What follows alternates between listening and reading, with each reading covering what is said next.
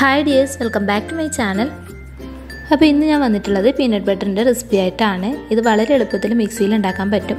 അപ്പോൾ നമുക്ക് പെട്ടെന്ന് തന്നെ വീഡിയോയിലോട്ട് പോവാം. അപ്പോൾ പീനട്ട് ബട്ടർ ഉണ്ടാക്കാൻ വേണ്ടിയിട്ട് 1 കപ്പ് കടല എടുത്തിട്ടുണ്ട്. ഇത് നല്ലപോലെ ഒന്ന് വറുത്തെടുക്കണം. ലോ ഫ്ലെയിമിലിട്ട് വേണം വറുത്തെടുക്കാൻ.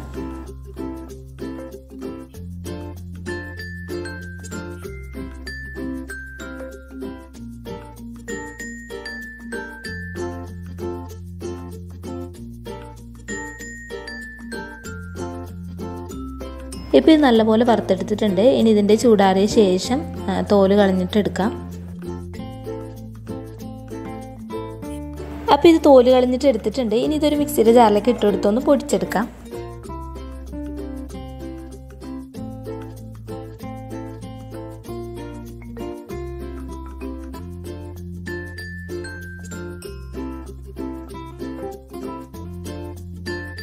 ഇപ്പോൾ ഇത് പൊടിച്ചെടുത്തിട്ടുണ്ട്. ഇനി ഇതിലേക്ക് ആവശ്യത്തിന് വേണ്ട ഉപ്പും 1/2 ടേബിൾ സ്പൂൺ തേനും കൂടി ചേർത്ത് കൊടുക്കുന്നുണ്ട്.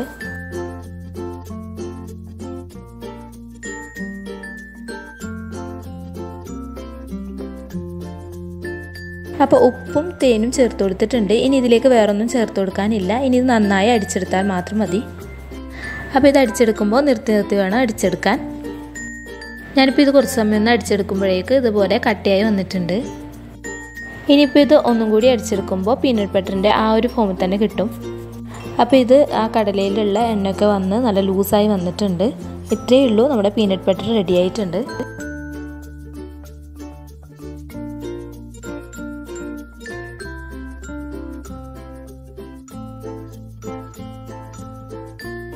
അതുപോലെ തന്നെ നമ്മുടെ ചാനൽ ആദ്യമായിട്ട് കാണുന്നവരുണ്ടെങ്കിൽ ലൈക്ക് ചെയ്യാനും ഷെയർ ചെയ്യാനും അതുപോലെ തന്നെ സബ്സ്ക്രൈബ് ചെയ്യാനും മറക്കല്ലേ. അപ്പോൾ ഇതിൽ വേറൊന്നും ചേർക്കുന്നില്ല, കുറച്ച് ഉപ്പും തേനും മാത്രമാണ് ചേർക്കുന്നുള്ളത്. വളരെ എളുപ്പത്തിൽ നമുക്ക് ഉണ്ടാക്കാൻ പറ്റിയൊരു റെസിപ്പിയാണിത്. എല്ലാവരും ഒന്ന് ട്രൈ ചെയ്ത് നോക്കണം.